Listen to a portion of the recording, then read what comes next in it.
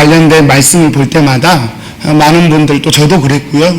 이 말씀을 해석할 때마다 주님이 참 나의 선한 목자이시구나 라고 하는 것에 참 감동을 받습니다. 주님이 내 인생에 정말 선한 목자이셔서 나를 버리지도 아니하시고 나를 잊어버리지도 아니하시고 내 인생의 이리와 늑대 가운데도 끝까지 포기하지 않고 싸워주시는 좋은 분이시구나.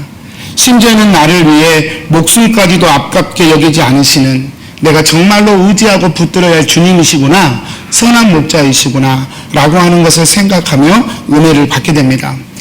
저도 늘 이렇게 은혜를 받고 또 그렇게 해석을 합니다. 그러나 성도님들, 오늘 말씀을 보니까 만약에 우리가 그렇게만 이해를 한다면 그런 이해는 사실 절반만 이해하는 것이다 라고 하는 생각이 듭니다.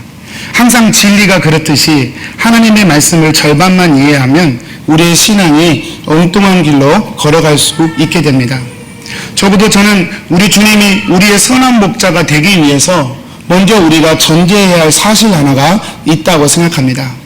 적어도 본문의 선한 목자이신, 그 선한 목자이신 주님의 개념을 우리가 온전히 이해하기 위해서는 우리가 먼저 영적으로 우리 주님의 어린 양이라는 사실을 먼저 인식하는 것이 필요하다고 생각합니다. 왜냐하면 우리 주님의 선한 목자 되심이란 바로 양 같은 자들에게만 허락이 되는 그런 관계이기 때문에 그렇습니다. 오늘 말씀 11절 말씀 우리 같이 한번 보겠습니다. 여러분 눈으로 보시기 바랍니다. 나는 선한 목자라. 선한 목자는 양들을 위하여 목숨을 버리거니와. 분명하게 말씀합니다. 선한 목자이긴 한데 누구를 위하여 목숨을 버리느냐? 양들을 위하여. 양들을 위하여. 여러분 이게 참 중요한 말씀인 것 같아요. 황두영 목사님이라고 하는 분이 계셔요. 시인이자 소설가인데 이분이 이 부분과 관련된 칼럼을 쓰셨는데 제가 부분적으로 읽어봤는데 좀 감동이 되어서 나눕니다. 그분이 이렇게 말씀하셨더라고요. 현대인들은 사자와 호랑이 같은 용맹스러운 삶을 동경하면서도 여호와는 나의 목자다라고 하고 있다. 참 제게는 도전이 되는 그런 표현이었습니다. 호랑이와 사자처럼 스스로 판단하고 스스로의 힘으로 잘 살아가면서도 여호와는 여전히, 나는 여전히 주님은 나의 목자라고 부르는 것을 이상하게 여기지 않는 우리 신앙의 모순을 지적한 것이죠. 여러분, 목자라고 하는 말은 양이라는 말을 전제하고 주어지는 것이죠. 오늘 말씀에서 분명한 것은 목자, 우리 주님은 스스로를 호랑이와 사자로 여기는 이들을 위해 목숨을 버리지는 않으셨다는 것입니다. 호랑이와 사자를 위해 죽지 않으셨다는 말은 주님이 그들을 위해 정말 죽지 않았다는 뜻이 아니라 주님이 설령 그들을 위해 죽으셨다 할지라도 그들이 그 사실을 믿지 않기 때문에 아무 소용이 없게 된다는 뜻입니다. 스스로를 호랑이나 사자처럼 여기니 선한 목자를 필요로 할 리가 없기 때문이죠. 여러분 여기에 영적인 중요한 원리가 있다고 생각합니다. 주님을 필요로 하지 않는 상태의 삶, 그것은 결코 양에게 주신 선한 목자의 축복이 아니라는 것이죠. 여러분 오늘 말씀을 묵상하면서 전제가 있습니다. 선한 목자는 양을 위하여 목숨을 버린다. 그럼 양은 어떤 존재입니까? 여러분 양이 기대해야 할 축복은 무엇입니까? 두 가지만 짧게 나누고 싶습니다. 첫 번째요, 의롭게 하심의 축복입니다. 15절 말씀이죠. 우리 같이 한번 읽어볼까요? 시작. 아버지께서 나를 아시고 내가 아버지를 아는 것 같으니 내가 양을 위하여 목숨을 버리노라. 여기도 다시 반복해서 말씀하십니다. 양을 위하여 목숨을 버리노라. 여러분 주님이 목숨을 버리신 것은 양으로 생명을 얻게 하기 위함이죠. 주님이 죽으신 것은 죽은 양을 살리기 위하여 주님이 하신 것입니다. 지난 시간의 말씀으로 조금 치환시켜서 말씀드리면 하나님 없음의 죄의 뿌리를 가지고 살아가는 우리들을 이제는 하나님 있음의 뿌리를 가지고 새롭게 살게 하는 인생이 되기 위하여 우리 주님은 목숨을 지불하셨다는 것이죠. 여러분 이것이 양이 목자를 통해 받을 첫 번째 축복입니다. 근데 여러분 성경에는 이런 양만 기록되어 있는 것이 아닙니다. 성경에 보면 스스로를 호랑이라고 여기고 스스로를 사자처럼 여기는 사람들이 나오는 것이죠. 오늘 본문 요한복음 10장 제가 말씀을 보았는데 요한복음 10장의 배경이 되는 예수님과 컨버세이션, 대화를 하는 그 사람들이 바리새인들입니다. 이 바리새인들의 특징은 바로 스스로를 호랑이처럼 사자처럼 여긴다는 것이죠. 좀 더 쉽게 표현하면 그들은 그들 스스로를 의롭다고 여기는 사람이었습니다. 누가복음 10장에 보면 스스로를 의롭다고 여기는 한 사람의 이야기가 나옵니다. 율법 교사죠. 그래서 예수님께 질문을 해요. 질문하는 의도가 뭐냐면 자기가 옳다는 사실을 내보이려고 스스로를 의롭게 여기는 것이죠. 이렇게 여기는 사람이 예수님께 질문을 해요. 내 이웃이 누구입니까? 그때 예수님이 대답하십니다. 이 마지막에 내 생각에는 이 세 사람 중에 누가 강도 만난 자의 이웃이냐? 제가 이 이야기 전체를 여러분이 쉽게 이해하시라고 두 개의 구절만 일부러 대비시켜 보았습니다. 이 이야기는 이것이죠. 한 유대인이 예루살렘에서 여리고로 가는 길에 강도를 만납니다. 너무 심한 강도를 만나서 너무 많이 맞고 옷도 빼앗기고 그래서 죽게 되었습니다. 거반 죽게 되었습니다. 딱 보면 이 사람 죽는구나 이렇게 생각될 정도로 아주 심하게 구타를 당해서 죽게 된 상태에 놓여졌습니다.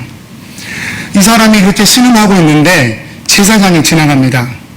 이 제사장을 보며 기대했을 것입니다. 왜냐하면 율법에 어려움을 당한 사람은 도와주라 그랬으니까 당연히 도와줄 거야. 다른 사람도 아니라 제사장은 나를 반드시 도와줄 거야 기대했을 것입니다. 그런데 놀랍게도 이 제사장은 어떻게 됩니까? 그 사람을 보고 피하여 도망가 버립니다. 이유는 제가 몇 번 설명해 드렸지만 이 사람이 지금 예루살렘에 올라가는 길은 제사장의 직무를 하기 위해서 가는 것이기 때문에 그렇습니다. 제사장들은 24개 조로 나누어졌습니다. 이스라엘 전체에 분리돼서 나누어져서 살아가는 제사장들이 24개 조로 나누어져서 1년에 2번씩 예루살렘의 성전에 와서 제사장 직무를 감당하는 거예요.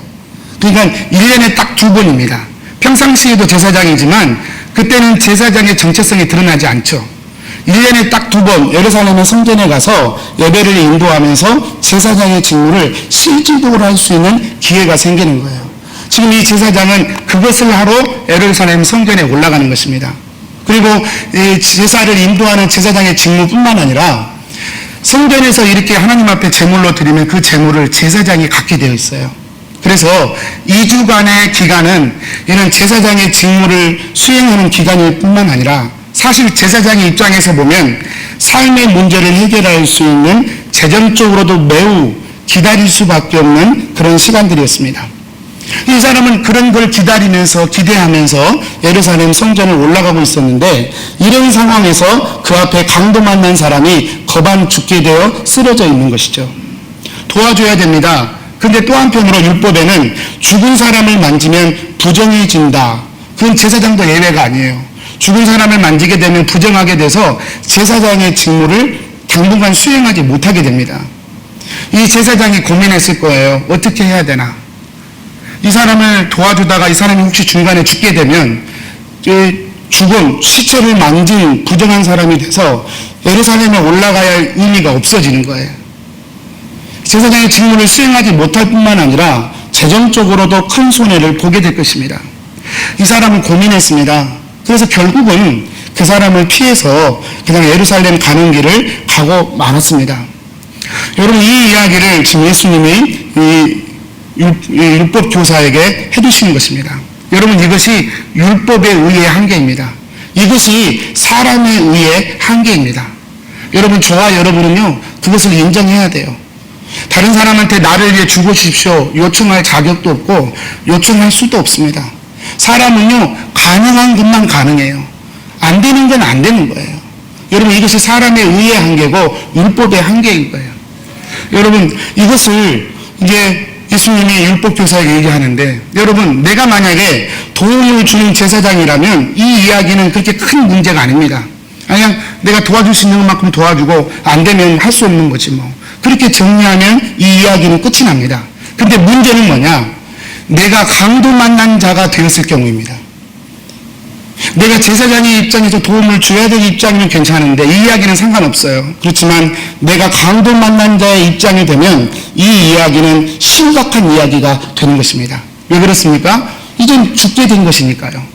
제사장마저 율법 때문에 돕지 못한다면 누가 죽어가는 자신을 도와줄 수 있단 말입니까? 도대체 누가 나를 도와줄 수 있겠나? 예수님은 이 이야기를 하시면서 이 스스로를 옳다고 여기고 의롭게 여기는 그 율법 교사에게, 도움을 주는 쪽에 자신을 두고 의에 대하여 생각하고 있는 이 율법 교사에게 예수님이 질문하는 거예요. 그런 그에게 누가 강도 만난 자의 이웃이냐 질문하는 거예요. 2절의 말씀을 한번 잘 비교해 보십시오. 이 사람이 처음에 물을 때 누가 내 이웃입니까? 질문했어요. 36절에 예수님이 대답하기를 누가 강도 만난 자의 이웃이냐 그렇게 질문했어요. 무슨 얘기입니까? 너가 강도 만난 자의 위치에 있다는 사실을 모르면 너는 의를 알지 못한다 라고 하는 가르침이죠. 너가 강도 만난 자의 자리에 있다는 사실을 알지 못하면 너가 아무리 율법을 연구하고 노력하고 행한다 하더라도 너는 의를 깨닫지 못한다 라고 하는 메시지를 주셨던 것이죠. 여러분, 양이라고 하는 건 결국 무엇이냐? 내가 강도 만난 자라, 내가 내 스스로 하나님의 의를 이룰 수 없는 자다 고백하는 것, 그게 양의 자리인 것이죠.